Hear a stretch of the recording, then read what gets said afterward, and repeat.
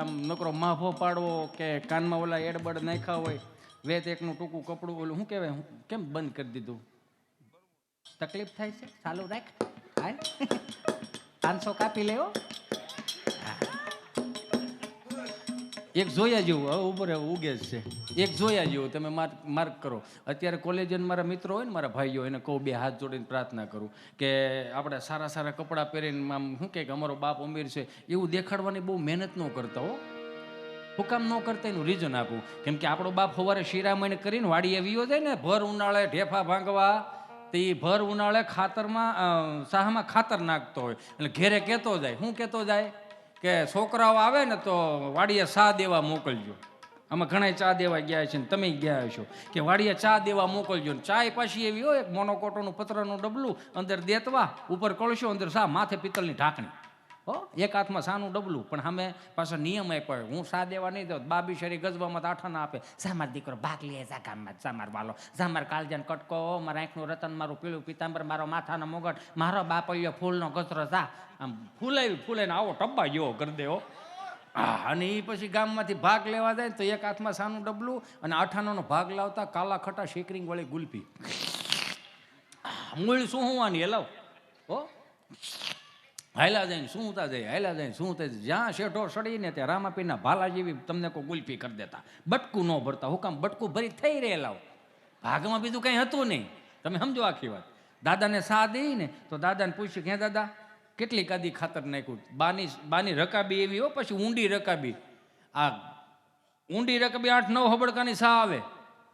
આ જેમ જેમ નવી વવારો આવતી જાય ને એમ ઘરમાં ટેકનોલોજી આ વધતી ગઈ, ટેકનોલોજી આ વધતી ગઈ.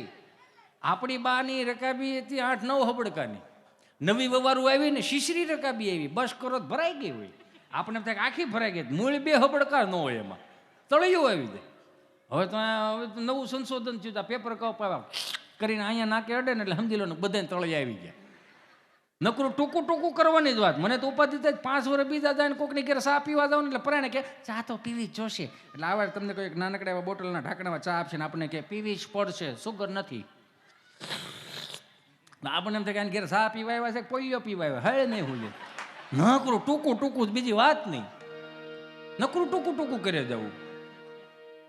બપોર પછીની સા દેવા જાય ને એટલે દાદાને પૂછી કે દાદા કેટલી ગાડી ખાતર નાખ્યું? તો કે 20 ગાડી. સાંજે ઘેરે આવે ને વાળું પાણી કરીને પગ દબાવતા હોય ને તો આપણે પૂછી કે દાદા કેટલી ગાડી ખાતર નાખ્યું? 28 ગાડી ખાતર નાખ્યું. કાલ થઈ જાય એટલું કે તો એક માર્ક કર્યું તમે, 28 ગાડી ખાતર નાખે ને તો દાદાને અંદરથી ભાવ શું એની રિક્વાયરમેન્ટ હું તાર બાન કે જે સા મોકલે, એક સવારની ને એક બપોર પછીની. હા કે ના તો કયો?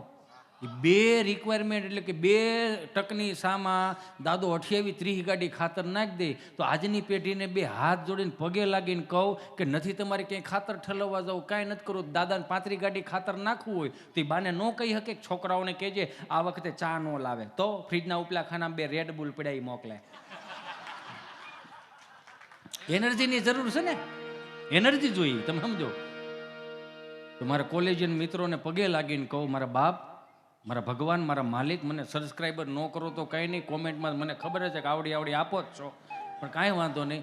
100 રૂપિયાનું રેડબુલ પીવો ને મારા બાપનું મારી પેઢીનું કાંઈ નહીં જાય. પણ 2 હાથ જોડીને પ્રાર્થના કરું કે તમારે એક હળીના 2 કટકા કરવા નથી, તમારે બેઠા બેઠા નકરા ઓટલા તોડવા છે, અને છતાંય 100 રૂપિયાના રેડબુલ તમે પીવો છો તો તમારી એનર્જી જાય છે ક્યાં? હે, ડીપી નથી દેખાતું, મને બ્લોકમાં નાખેલો છે, રિપ્લે નથી આવતા, મયુર મને રિપ્લે નથી આવતા. હું તો એનર્જી ત્યાં જ ગહાઈ જાય ને બીજું ક્યાં જાય સામાન? બાપને હારું લગાડવા હાટુથી રેડ બુલ પીને તમે ગામને દેખાડો છો તો હાથ જોડું. 100 રૂપિયાનું ગીર ગાયનું દૂધ મળે, મારો બાપુ લિટર 1 પી જાવ ને એનર્જી હે નહીં ઘટે.